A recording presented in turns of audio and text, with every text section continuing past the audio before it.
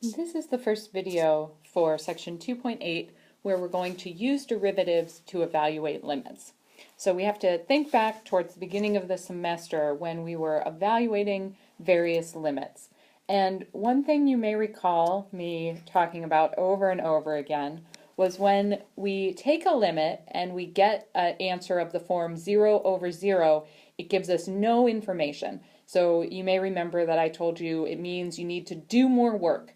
You cannot conclude that the limit does not exist, but you also cannot conclude that the limit does exist. You can't conclude anything. And we saw loads and loads of examples of limits where we initially got 0 over 0, we did some algebra, and we got some finite number as the limit, so the limit existed, and we saw some examples where we did some work and we got an infinite answer, so a DNE for an answer. So the point is that 0 over 0 gives us no information about a limit, and we call that, in mathematics, we call that an indeterminate form.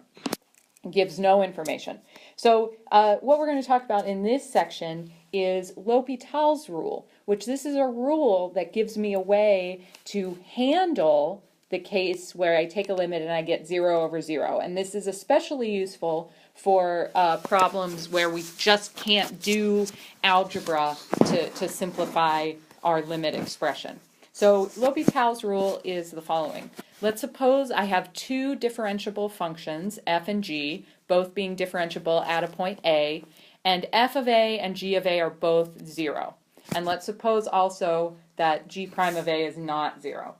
Then L'Hopital's rule says that the limit as x goes to a of f of x over g of x, which notice by my assumptions would be 0 over 0, well, in fact, that is f prime of a divided by g prime of a. So the way to handle this 0 over 0 case is to take the derivative of the two functions and evaluate it at a. And notice that if both f prime and g prime are continuous, this is exactly the same thing as saying that the limit as x goes to a of f of x over g of x equals the limit as x goes to a of f prime of x over g prime of x. So the ratio of the functions f and g in the limit, assuming that both of those limits are 0, is the same as the ratio of the limits of their derivatives. And we'll talk in class about some geometric intuition about why L'Hopital's rule works. But let's see in this video a couple of examples. So we want to find the limit as x goes to 0 of sine x over x. And this is a limit we encountered before in class, and I just told you, you just had to trust me what the answer was. So now we're going to see, use L'Hopital's rule to find it. So the first step is we're going to try substitution. Those are both continuous functions, so I'm going to try substituting in 0 for x.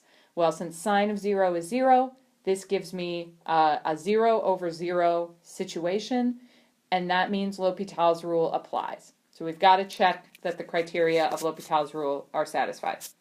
So L'Hopital's rule says that the limit as x goes to 0 of sine x over x is going to be the limit as x goes to 0 of the derivative of sine x divided by the derivative of x. And I like to denote the fact that I used L'Hopital's rule, I like to denote that with a little LH over my equal sign, just to show that that's how I got from those two steps. And when I take the derivative of the top and the bottom, I get the limit as x goes to 0 of cosine x over 1. Now I try substitution again, and I get cosine of 0 over 1, which is 1. So my conclusion is that the limit as x goes to 0 of sine x over x is equal to 1. So I use L'Hopital's rule to find this limit. Notice here that L'Hopital's rule is not using the quotient rule. So I'm not saying that the derivative of sine x over x equals the derivative of sine x divided by the derivative of x. I'm not saying that. But I am relating the limit of the quotient of sine x and x to the limit of the quotient of the derivatives of those two functions. So notice this is not making a claim about the derivative of sine x over x. So here's another example. Let's find the limit as x goes to pi over 2 of cosine x over x. So the first thing I'm going to do is I'm going to try substitution. It's always where I start if I have two continuous functions. So that gives me cosine of pi over 2 over pi over 2, which is 0 over pi over 2, which is just 0. 0 is a perfectly valid number, so L'Hopital's rule does not apply. The answer to this limit is that it is equal to 0. If I tried to use L'Hopital's rule, I would get that this limit was equal to the limit as x goes to pi over 2 of negative sine x over 1. When I did substitution, I'd get negative 1 over 1, which is negative 1, which is wrong. The limit of this function as x goes to pi over 2 is 0. If you want to confirm that, look on your calculator, graph that function, and look at what's happening as x goes to pi over 2.